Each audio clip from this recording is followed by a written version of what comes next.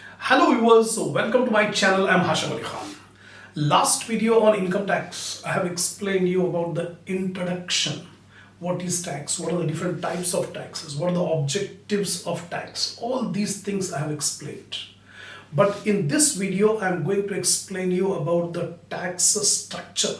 What are the tax rates applicable for the assessment year 24-25? This information is very important for every student because in the coming problems, you are required to calculate the tax liability. You must know what is the rate of tax, how the tax will be applied, what is new tax regime, what is the older tax rates. So in this video, I'm going to explain. So watch the video till the end, don't skip in between. Now, applicable tax rates for individuals, because we are focusing only on individuals, not on HUF or company or AOP or BOI, only for individuals. So taxpayers have the option to choose any one of the alternative. The first alternative, to pay tax at lower rates as per new tax regime. So new tax regime has been given by the government where lower rate of tax is there on the condition that they forego certain permissible exemptions and deductions available under the Income Tax Act. So earlier a number of exemptions or deductions were allowed.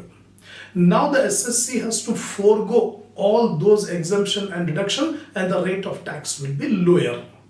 That is the new tax regime. Or to continue to pay taxes under the existing tax rates. Old regime, older tax rates are applicable. That means the tax rates are higher, but exemptions and deductions are available. Any of these two options, the SSC can choose. But by default, the scheme is the new tax regime. By default, it is applicable to everyone. Suppose if the individual don't want to apply this new regime, they can go for the old regime. Now, concessional tax rate under the default tax regime. Default means government has applied on everyone. By default it is there. If a person does not want this default, they can go for the old scheme. Under section 115 BAC or new tax regime. So remember the section in which new tax regime was implemented. 115 BAC. This section is applicable to individuals, Hindu undivided family, association of persons, body of individuals, and artificial juridical person. So this section is not applicable to companies. Now they may be resident or ordinary resident, and resident but not ordinary resident or non-resident. Whatever be the residential status of the SSC, this new tax regime is applicable for everyone, whether resident or non-resident, irrespective of their age and residential status. In the old scheme, the tax rate depends on the age. Non-senior, senior, super senior, the tax rates are different. But in case of new tax regime, irrespective of the age and irrespective of the residential status, or the provisions will apply equally to everyone. Basic exemption is 3 lakh. Whereas in old regime, it was 2,50,000 for non-senior citizen. But here, in case of new tax regime, 3 lakh is the basic exemption limit for everyone, whatever be the age and whatever be the residential status. This section is default section and is applicable from the current assessment year 24-25 and thereafter. And the following are the tax rates. What are the tax rates? First, 3 lakh rupees, nil. This you have to remember. Up to 3 lakh rupees, no tax, 0% tax. From 3 lakh to 6 lakh, 5%. 6 lakh 1 to 9 lakh, 10%. 9 lakh 1 to 12 lakh, 15%. 12 lakh 1 to 15 lakh, 20%. And over 15 lakh, it is 30%. These are the new tax rates applicable according to section 115 BAC. New tax regime. Remember, no difference for age groups and residential status. For everyone, same rates will be applied.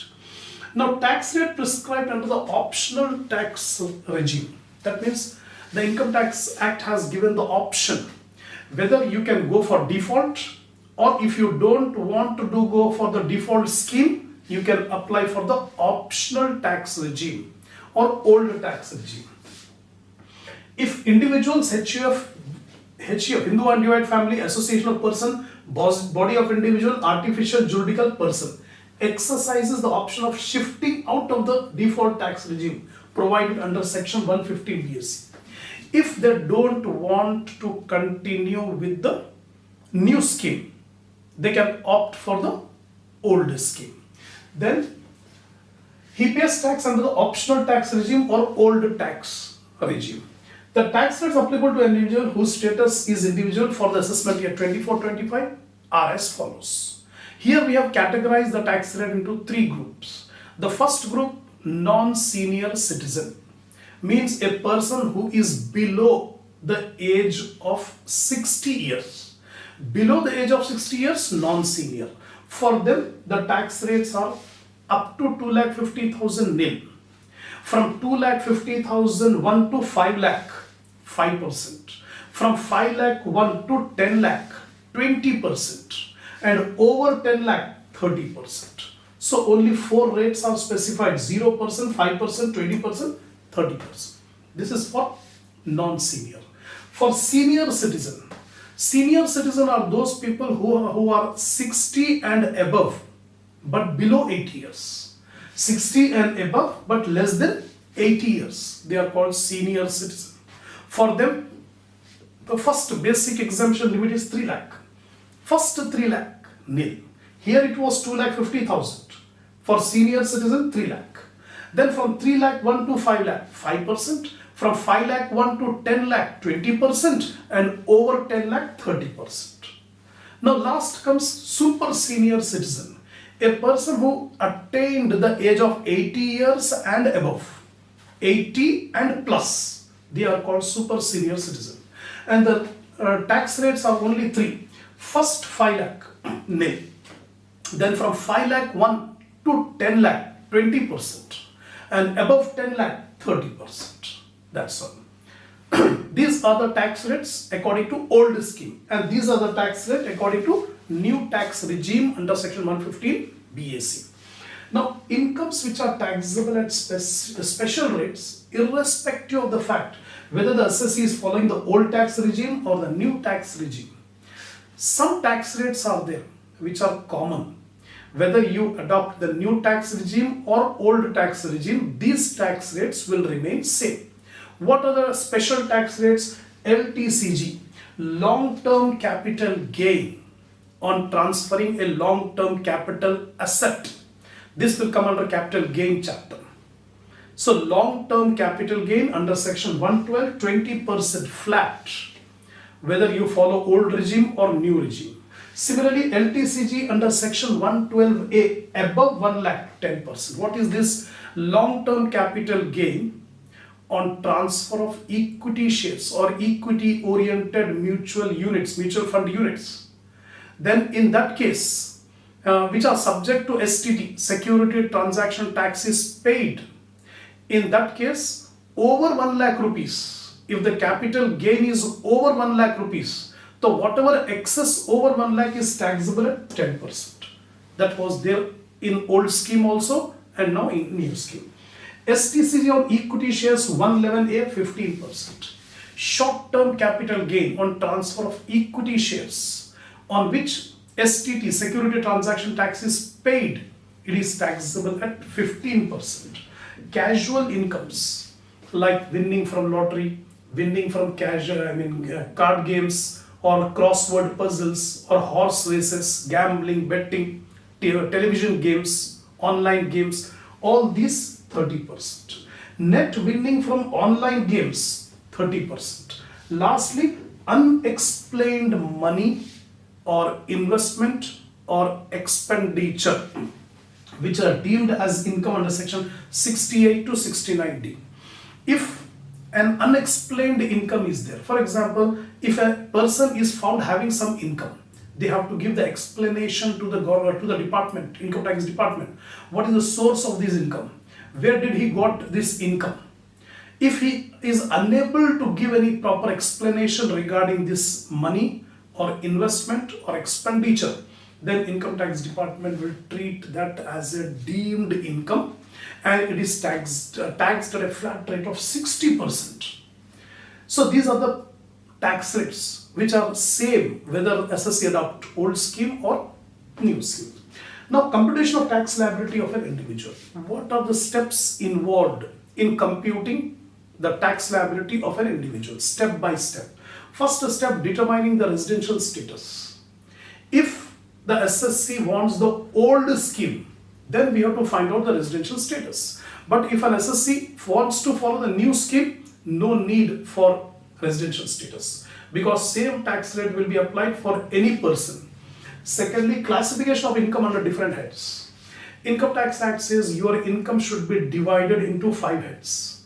Income from salary, income from house property, profits and gains of business or profession, capital gain, other sources. Like this, a person has to classify his income into 5 heads. Then computing income separately.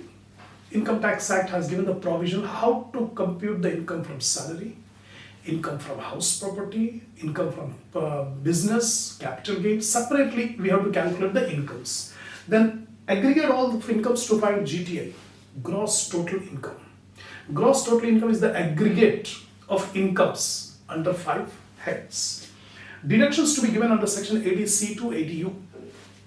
So after calculating gross total income, deductions are available in number of sections from 80C to 80U. All deductions should be given.